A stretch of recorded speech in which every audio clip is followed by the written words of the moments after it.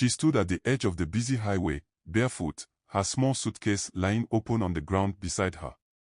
Clothes scattered across the dirt. She was crying, and the city moved on without noticing. I don't usually stop for strangers, but something about her pulled me in. Maybe it was the way her shoulders shook as she wiped her face, or the way the city swallowed her up like she didn't exist. I just finished my shift driving deliveries when I saw her. I parked the van on the side and walked up. "Are you okay?" I asked, knowing she wasn't. Her name was Ada, and she had just arrived in the city that morning. She told me she'd come from a village up north, someplace I'd never heard of. She had come looking for work, but her money was gone, robbed on the bus, she said. She had no one here, no plan, and no way to go back. I offered to help her gather her things, and for some reason, she let me. Maybe she didn't have a choice, or maybe she could tell I wasn't looking for trouble.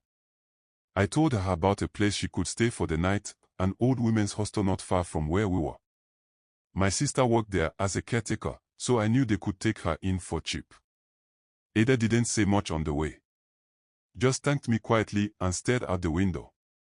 Over the next few weeks, I kept seeing her around.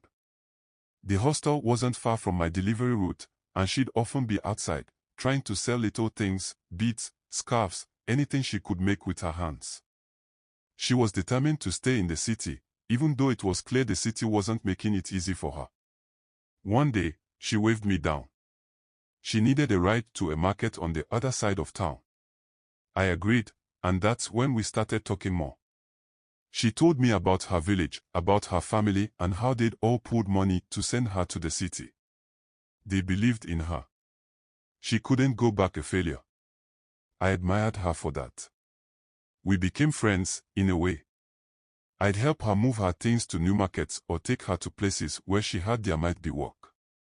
In return, she'd always offer me the first pick of whatever she was selling, though I rarely took anything. She had this quiet strength about her, the kind you don't see in everyone. One day, when I dropped her off, she looked at me for a moment longer than usual. "Why do you help me so much?" she asked.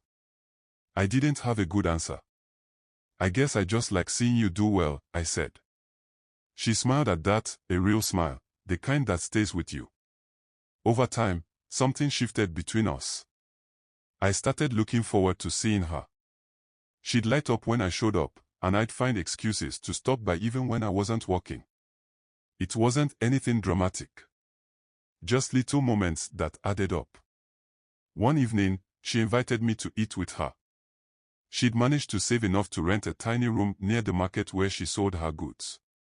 She cooked jollof rice, and we sat on the floor to eat because she didn't have chairs yet. As we ate, she told me about her dream of opening a small shop, of building something that could support her family back home. She didn't see herself as a victim of her circumstances, just someone who had to keep pushing forward. I don't know when it happened, but I fell for her. It wasn't some grand, dramatic moment. It was the way she laughed when she told stories about her childhood, the way she never let the city crush her spirit, the way she looked at me like I wasn't just another face in the crowd. It took me months to tell her how I felt. I was terrified she wouldn't feel the same, that I'd mess up the friendship we'd built. But when I finally did, she smiled that same smile and said, "I was wondering when you'd say something. We've been together ever since." It's not a fairy tale. Life in the city is still hard, and we're both still figuring things out. But with her, it feels like we can take on anything. I tell this story not because it's extraordinary, but because it's real. Ada didn't come to the city looking for love. Neither did I. But somehow, in the middle of all the noise and struggle, we found it anyway. We didn't rush things. That's one thing I liked about Ada. She was steady, never in a hurry to prove anything. We kept doing what we'd always done, helping each other out, sharing meals, talking about our dreams late into the night. The only difference was that now, when I dropped her off, we'd linger a little longer. Sometimes I'd hold her hand. Other times, she'd rest her head on my shoulder before saying goodbye. It was simple, and it felt right. She started doing better with her business, too. I'd see her sitting in the market, her table full of colorful scarves, necklaces, and other things she made herself. People were drawn to her warmth, her kindness. I think she reminded them of something good, something they might have forgotten in a city that's always moving too fast. There were tough days, though. Sometimes, she'd sell nothing, and I could see the frustration in her eyes, even when she tried to hide it. "I'll be fine," she'd always say. "Tomorrow is another chance." But I could tell it wasn't easy for her. There were moments when she'd get quiet, staring off into the distance like she was back in her village, thinking about home. She never said it, but I knew she missed her family. I tried to help when I could, bringing her supplies, fixing her table when it broke, or just sitting with her when the market was slow. One day, out of nowhere, she told me she wanted to send money home. "I've saved enough," she said, her face glowing with pride. "It's not much, but it'll help." We went to the money transfer office together. She was nervous, fumbling with the papers, but when the transaction was done, she let out a sigh of relief. "Now they'll know I didn't fail," she said softly. That moment hit me. Ada wasn't just building a life for herself, she was carrying the weight of everyone back home. It made me love her even more. Things started to shift again when my family found out about her. My mom, especially, was curious. "Who's this Ada you keep talking about?" she asked one evening while I was visiting. I told her the truth, that she was someone special, someone I cared about. My mom wanted to meet her, of course. I was nervous about it. Ada and I were from different worlds in some ways. But when they finally met, it was like they'd known each other forever. Ada charmed her instantly with her stories and her humility. "Hold on to that one," my mom said later. "She's strong, and she makes you better." I already knew that. As the months went by, Ada and I started talking about the future. She wanted to open that shop she dreamed of, and I wanted to be part of it.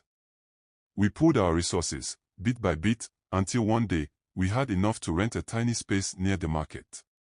When the shop opened, it wasn't anything fancy, just a wooden counter, a few shelves, and a sign she painted herself. But it was hers. Ours. The first day, I stood with her as she welcomed her first customers. She looked so proud, standing there in her apron, her hair tied back, her hands ready to work. "Thank you," she said to me that night as we locked up. "For everything." I told her the truth. "You did this. I just helped." Ada's shop grew slowly but steadily. People in the neighborhood got to know her, and soon, she was making enough to send more money home and even save a little.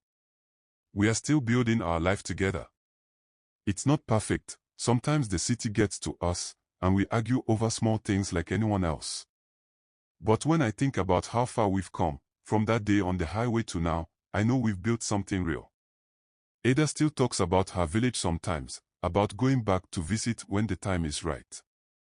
When we do, I know she'll walk in with her head held high, not as someone who escaped, but as someone who made it.